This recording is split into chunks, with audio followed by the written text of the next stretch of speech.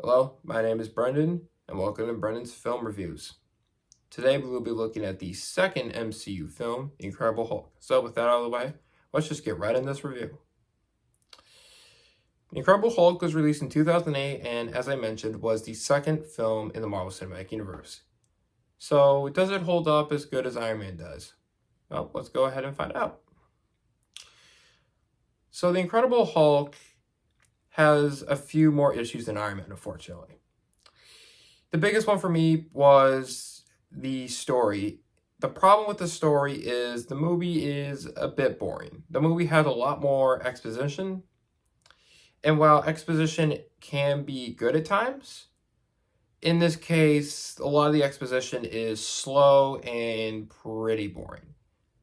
And it also doesn't help that I don't think they really did a good job of really portraying the struggle that Bruce shows in the movie.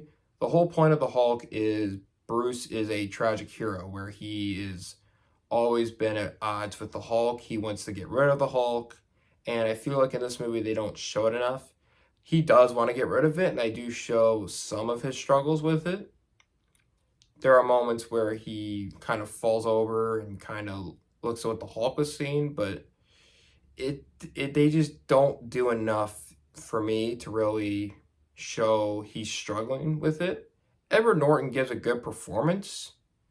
It definitely doesn't help that it's not Mark Ruffalo, because honestly, when I'm looking at the film, I'm thinking that's Mark Ruffalo instead. But I think that's more nitpick than anything, so I'm just gonna really ignore that whole point. But yeah, I don't think they did a good enough job at showing the struggles that Bruce has, as his relationship with Betty is still pretty good in this movie.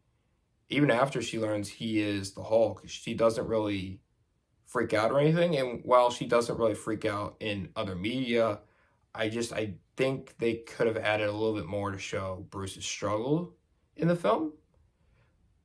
But I don't think it's horrible the way it was done. They show a little bit of it, so I will give them that credit, but I think they need to show a little bit more. My next point is the villains of the film. Unfortunately, the villains are also a huge nitpick, as there's really two villains in this movie. First, there's Starbolt Ross, who I will give him credit. I think they did an okay job with him. I like that he cares about his daughter, and he has that side to him. But overall, I kind of forgot he was in this movie until he showed up in the first half. So he's kind of forgettable, unfortunately. But I think he has somewhat of a personality. And I really, really like William Hurt's performance as Thunderbolt Ross. So I think that was good. But unfortunately, he's not the only major villain in this film. Of course, there is Emil Blonsky, the Abomination. Unfortunately, the Abomination is, I'd say, probably worse than Obadiah Stane, as in his case, he is literally just after power. He gets beat by the Hulk, and he wants to prove himself pretty much. So he's only after power to defeat the Hulk. And unfortunately, he's a pretty boring villain. I don't think they do enough to really make him interesting enough as a villain. You literally could have given that to any other character. There's nothing that makes him stand out, I guess is the best way to put it, unfortunately. Which is really sad, because I feel like the Abomination is probably the best Hulk villain up that Marvel has. So that's a bit unfortunate, but it doesn't destroy the movie, but it definitely hurts the movie. But I feel like most Phase 1 MCU films do have this issue. So it's, again, for me, it's not a huge issue, but I can see why it would be an issue for many.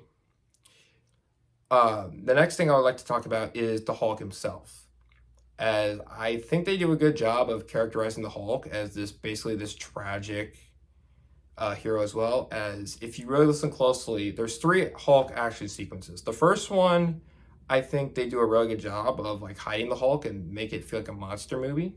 But what I find interesting is how sympathetic he is. As you really as I watched the movie, I realized that he basically he really only attacks people because they're attacking him. His first words in the movie are "Leave me alone." So I do really think that they tried to add this sympathetic side to the Hulk, and I think it, for the most part, works. Because for me, one of the worst things people can do is make the Hulk feel like a villain, because the Hulk, to me, is not a villain.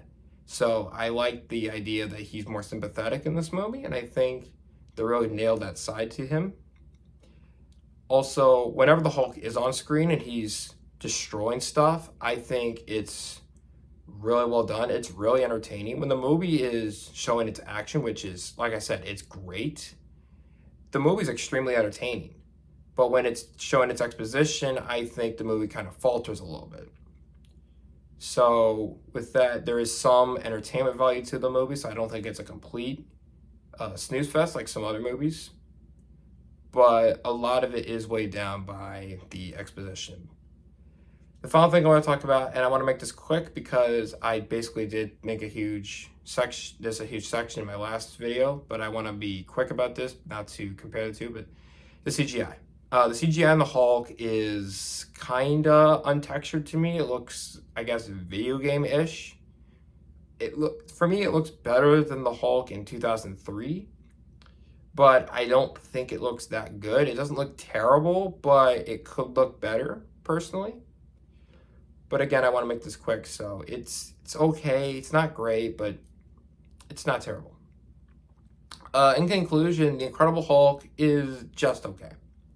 It has some really entertaining action and some ideas that I think are done well, but it's weighed down by boring exposition and at times not enough exposition and a pretty boring villain. And with that, that is my review of The Incredible Hulk. Thank you so much for watching this video. Join me next time as we will discuss the first sequel Marvel Studios ever made. Thank you so much for watching.